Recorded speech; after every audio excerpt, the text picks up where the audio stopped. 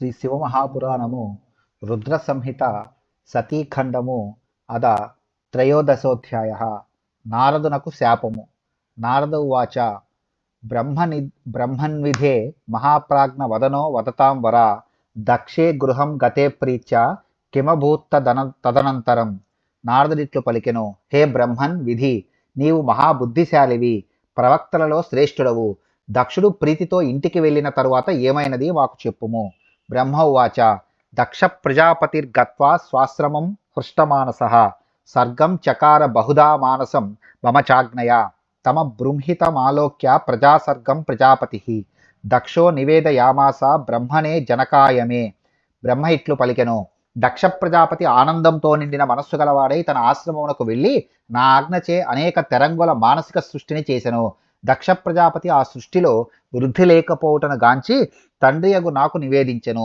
దక్ష ఉవాచ బ్రహ్మం స్థాత ప్రజానాథ వర్ధంతేన ప్రజా ప్రభో మయా విచరితా సర్వాస్తావత్యో హి స్థితాః ఖలు కిం కరోమి ప్రజానాథ వర్ధేయుః కథమాత్మన తదుపాయం సమాచక్ష్వ ప్రజాః కుర్యాం న సంశయః. దక్షుడిట్లు పలికెను, హే బ్రహ్మన్ తండ్రి, ప్రజాపతి ప్రభు, నాచే సృష్టింపబడిన సంతానంలో వృద్ధి ఏమీ కానవచ్చుటలేదు. ఎంతమందిని సృష్టించినో అంతమందియే ఉన్నారు. హే ప్రజానాథ, నేను ఏమి చేయుదును? ఈ సంతానము తనంత తాను వృద్ధి పొందు ఉపాయములు చెప్పుము. నేను సృష్టిని చేసేదను, దానిలో సంశయము లేదు. బ్రహ్మ ఉవాచ దక్ష ప్రజాపతే తాత శృణుమే పరమం వచః తత్కురుష్వ సురశ్రేష్ఠ శివస్తే సంకరిష్యతి యాచ పంచ జనస్యాంగా సుతారమ్య ప్రజాపతే అసిక్నీ నామ పత్నీత్వే ప్రజేశ ప్రతిగృహ్యతాం వామావ్యా వాయధర్మస్త్వం ప్రజాసర్గమిమం పునః తద్విధాయం చ కామిన్యాం భూరిశో భావయిష్యసి తతః సముత్పాదయితుం ప్రజామైథునధర్మతః ఉపయేమే వీరణస్య నిదేశాన్మే సుతాం తతః. బ్రహ్మహిట్లు పలికెను, వక్ష దక్ష ప్రజాపతి, నా మంచి మాటను విని అటులనే చేయుము. నీవు దేవతలలో శ్రేష్ఠుడవు, శివుడు నీకు శుభమును చేయగలడు. కుమారా, పంచజన ప్రజాపతికి అసిక్నీ అను అందమైన కుమార్తె గలదు. ఓ ప్రజాపతి, నీవు ఆమెను భార్యగా స్వీకరించుము. నీవు అట్టి సుందరియగు భార్యందు మైథున ధర్మముచే ఈ ప్రజాసృష్టిని విస్తారముగా చేయగలవు. అప్పుడు దక్షుడు నా ఆదేశముచే వీరనుని అనగా పంచజనుని కుమార్తెను మైథున ధర్మముచే సంతానమును గనుటకై వివాహమాడెను. అధ తస్యాం స్వపత్న్యాం చ వీరిణ్యాం స ప్రజాపతి హర్యస్వ సంజ్ఞానయుతం దక్ష పుత్రా నజీజనత్ అపృథగ్ధర్మశీలాస్తే సర్వ ఆసన్ సుతామునే పితృర్భక్తిరతా నిత్యం వేదమార్గపరాయణాః పితృప్రోక్తాః ప్రజాసర్గకరణార్థం యయుర్దిశం ప్రతీచీం తపసే తాత సర్వే దాక్షాయణాః సుతాః తత్ర నారాయణ సరస్తీర్థం పరమపావనం సంగమో యత్ర సంజాతో దివ్య సింధు సముద్రయో. అప్పుడు ఆ దక్ష ప్రజాపతి వీరనుని కుమార్తెగు అసిక్నియందు హర్యస్సులు అను పేరు గల 10,000 మంది కుమారులను గనెను. ఓ మహర్షి, వారందరూ ఒకే ధర్మము గలవారై ఉండిరి. వారు తండ్రి యందు భక్తి గలవారై నిత్యము వేద మార్గమునందు నిష్ట కలిగి ఉండిరి. తండ్రి వారిని సంతానము గనుడని చెప్పెను. వత్స, ఆ దక్షపుత్రులందరూ తపస్సు కొరకు పశ్చిమ దిక్కునకు వెళ్ళిరి. అచట దివ్యమగు సింధు నది సముద్రములో కలిసే సంగమం వద్ద పరమ పవిత్రమైన నారాయణ సరస్సు అనే తీర్థము కలదు.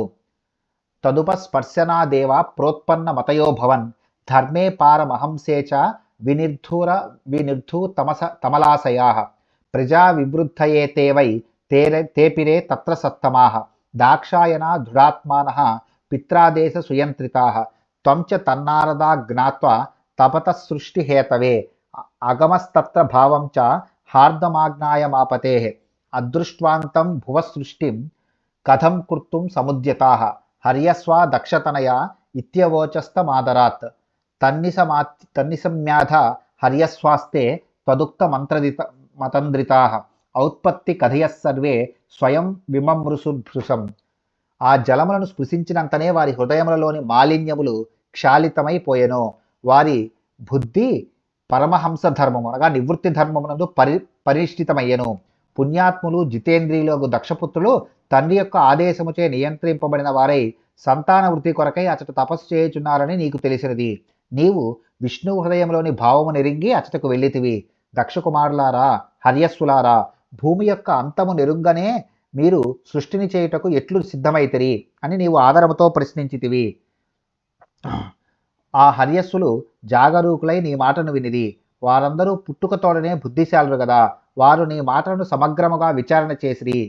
సుశాస్త్ర జనకాదేశం యోనవేద నివర్తకం స కథం గుణ విశ్రంభీకర్తుం సర్గముపచక్రమేత్ ఇది నిశ్చిత్యతే పుత్ర సుధియశ్చైక చేతసః ప్రణమ్యతం పరిక్రమ్యాయుర్మార్గ మణివర్తకం నారదత్వం మనస్యంభోర్లోకా నన్యచరో మునే నిర్వికారో మహేశానా మనోవృత్తి కరస్సదా కాలే గతే బహుతరే మమ పుత్ర ప్రజాపతి నాసం నిశమ్య పుత్రానాం నారద ధన్వతప్యత. శాస్త్రమే తండ్రి, శాస్త్రము నివృత్తిని బోధించుచున్నది. అట్టి శాస్త్రాదేశమును తెలియనివాడు త్రిగుణములను నమ్ముకొని సృష్టికి పూనుకొనుట ఎట్లు పొసగును? బుద్ధిశాలులు దృఢ నిశ్చయము గలవారనగు ఆ దక్షపుత్రులు ఇట్లు నిశ్చయించుకొని ఆ నారదునకు నమస్కరించి ప్రదక్షిణము చేసి పునరావృత్తి లేని జ్ఞాన మార్గములోనికి వెళ్ళిరి. ఓ నారద, శంభుని మనస్సు నీవే ఎరుగుదువు. ఓ మహర్షి, నీవు ఒంటరిగా లోకములను తిరుగాడదేవు. నీవు వికారములు లేనివాడవై సర్వదా మహేశ్వరుని మనోవృత్తులను అనగా ఆశయములను నెరవేర్చెదవు. చాలా కాలము గడిచిన తర్వాత నా కుమారుడు దక్ష ప్రజాపతి తన కుమారులు నారదుని వలన ప్రవృత్తి మార్గం నుండి తొలగిరని విని మిక్కిలి దుఃఖించెను. ముహుర్ముహుర్వాచేతి సుప్రజాత్వం శుచం పదం సుశోచ బహుశో దక్ష శివమాయా విమోహిత అహమాగత్య సుప్రీత్యా సాంత్వయం దక్షమాత్మజం శాంతిభావం ప్రదర్శ్యైవ దేవం ప్రబలమిత్యత అద దక్ష పాంచజన్యా మయాస పరిశాంత్విత శబలాస్వాభిదాన్ పుత్రాన్ సహస్రం చాప్యజీజనత్ తేపి జగ్ముస్తత్ర సుతాః పిత్రాదిష్టా దృఢవ్రతాః ప్రజాసర్గే యత్ర సిద్ధా స్వపూర్వం భ్రాతరో యయుః. మంచి కుమారులను కలిగియుండుట దుఃఖములకు నిధానము అని పలుమార్లు పలుకుచూ దక్షుడు శివమాయచే మోహితుడై అనేక విధములుగా దుఃఖించెను. నేను వచ్చి కుమారుడుకు దక్షునకు శాంతముగా నుండుమనియు దైవము బలీయమైనదనియు చెప్పి ప్రీతిపూర్వకముగా ఓదార్చితిని. నాచే ఇట్లు ఓదార్పబడిన దక్షుడు పంచజన్యుని కుమార్తెను తన భార్య యందు శబలాసులను పేరుగల 1000 మంది కుమారులను కలిగెను. దృఢమైన వ్రతము గల దక్షపుత్రులు కూడా తండ్రిచే ఆదేశింపబడిన వారై ప్రజాసృష్టిని చేయగొని తమ సోదరులు పూర్వము సిద్ధి పొందిన తీర్థమునకే వెళ్ళిరి. తదుప స్పర్శనాదేవ నష్టాఘా విమలాశయా తే పుర్మ హత్తపస్తత్ర జపంతో బ్రహ్మ సువ్రతాః ప్రజాసర్గోద్యంతాస్తాన్ వై జ్ఞాత్వా గత్వేతి నారద పూర్వవచ్చాగదో వాక్యం సంస్మరణైశ్వరీం గతిం భ్రాతృబంధానమాదిశ్య త్వం మునే మోఘదర్శనః అయశ్చోర్ధ్వగతిం తేపి భ్రాతృమార్గం యయుస్సుతాః ఉత్పాతాన్ బహుశో పశ్యత్తదైవ స ప్రజాపతిః విస్మితో భూత్స మే పుత్రో దక్షో మనసి దుఃఖితః పూర్వవత్వత్కృతం దక్ష శుశ్రావ చకితో భృశం పుత్రనాశం సుశోచాతి పుత్రశోక విమూర్ఛితః. ఆ తీర్థజలములను స్పృశించుటతోడనే వారి పాపములు నశించి అంతఃకరణములు శుద్ధమాయను. వారచట వ్రతపరాయణులై ఓంకారమును జపించుచు గొప్ప తపస్సును చేసిరి. నారద, వారు ప్రజాసృష్టికి సిద్ధపడుచుండగా ఆ సంగతి తెలిసి నీవు పూర్వములో వలనే వారి వద్దకు వెళ్ళి ఈశ్వరుని భావమును స్మరించి మరలా వారికి ఉపదేశించితివి. మహర్షి, అమోఘ జ్ఞానము గల నీవు వారికి సోదరులు వెళ్ళిన మార్గమును ఉపదేశించి నీ దారిని వెళ్ళితివి. వారు కూడా సోదరుల మార్గములో పయనించి మోక్షమును పొందిరి. అదే సమయంలో ఆ దక్ష ప్రజాపతికి అనేక ఉత్పాతములు కానవచ్చును. నా కుమారుడు దక్షుడు ఆశ్చర్యచకితుడై మనస్సులో చాలా దుఃఖించెను. నారదుడు పూర్వము చేసిన విధముగానే ఇప్పుడు కూడా చేసినాడని దక్షుడు విని మిక్కిలి దుఃఖించెను. అతడు ఆశ్చర్యచకితుడై పుత్రశోకముచే మూర్ఛితుడయ్యను. చుక్రోధ తుభ్యం దక్షోసౌ దుష్టోయమితి చాబ్రవీత్ ఆగతస్తత్ర దైవాత్మనుగ్రహకరస్తదా శాఖావిష్ట సదక్షో హి రోష విస్ఫురితాధరః ఉపలభ్య తమాహత్య ధిక్ ధిక్ ప్రోచ్య విగర్హయన్. ఈ దక్షుడు నీపై కోపించి వీడు దుష్టుడు అని కూడా పలికెను. అనుగ్రహమును ఇచ్చే నీవు అప్పుడు అచటకు దైవవశమున వచ్చితివి. శోకముచే ఆవిష్టుడైన దక్షునకు రోషముచే అధరము ఉనికెను. నిన్ను చూచినంతనే ధిక్ ధిక్ అనగా నింద అని పలికి నిన్ను అసహించుకొనేను. దక్ష ఉవాచ కిం కృతం తే అధమశ్రేష్ఠ సాధూనాం సాధులింగతః భిక్షా మార్గో అర్భకానాం వై దర్శిత సాధుకారినో రుణైస్త్రిభిరముక్తానాం లోకయోరుభూయో కృతః విఘాతశ్రేయసో మీషాం నిర్దయేన సఠేన తే రుణాని త్రీణ్యపాకృత్య యో గృహాత్ ప్రవ్రజేత్ పుమాన్ మాతరం పితరం త్యక్త్వా మోక్షమిచ్చన్ వ్రజత్యథా నిర్దయస్త్వం సునిర్లజ్జ సుధీభిజ్జసోపహ హరేః పార్శ్వధమధ్యే హి వృధా చరసి మూఢధీః దక్షుడు ఇట్లు పలికెను, నీకు నేను ఏమి అపకారమును చేసితిని? నీవు సాధు వేషములోనున్న కపటివి. పిల్లలకు భిక్షా మార్గమును సన్యాసమును చూపించితివి. ఇది సాధుకృత్యము కాదు. వారికింకను 3 రుణముల నుండి విముక్తి కలుగలేదు. వారు ఇహపరముల నుండి భ్రష్టులైరి. దయలేని మోసగాడవు నీవు. వారి శ్రేయస్సునకు విఘాతమును కలిగించితివి.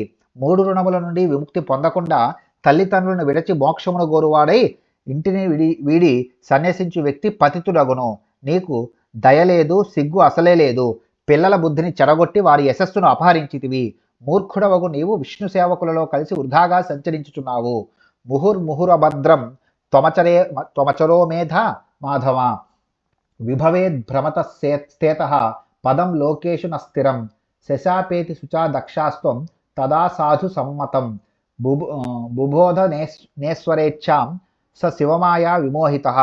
శాపం ప్రత్యగ్రహీశ్చత్వం స మునే నిర్వికారధీః. ఏష ఏవ బ్రహ్మ సాధో సహతే సోపి చ స్వయం. నీవు అనేక పర్యాయములు నాకు అమంగళమును ఆచరించిన అధమాధముడవు. నీవు స్థిరమగు స్థానము లేనివాడై లోకములలో తిరుగాడుచుండగలవు అని దక్షుడు అప్పుడు సాధువులకు కూడా పూజ్యుడవగు నిన్ను శపించెను. శివమాయిచే విమోహితుడగు నాతనికి ఈశ్వరుని సంకల్పము అర్థము కాలేదు. ఓ మహర్షి, నీవు వికారము లేని మనస్సుతో ఆ శాపమును స్వీకరించితివి. బ్రహ్మనిష్టగా అనగా ఇదియే. హే సాధు, భగవానుడు కూడా ఇటులనే సహించును. ఇది శ్రీ శివమహాపురాణే ద్వితీయాయాం రుద్రసంహితాయాం ద్వితీయో సతీఖండే నారద శాపో నామ త్రయోదశోధ్యాయః. శ్రీ శివమహాపురాణంలో రెండవదియగు రుద్ర సంహితలో రెండవదియగు సతీఖండలో నారదునకు శాపము అనే 13వ అధ్యాయము ముగిసినది.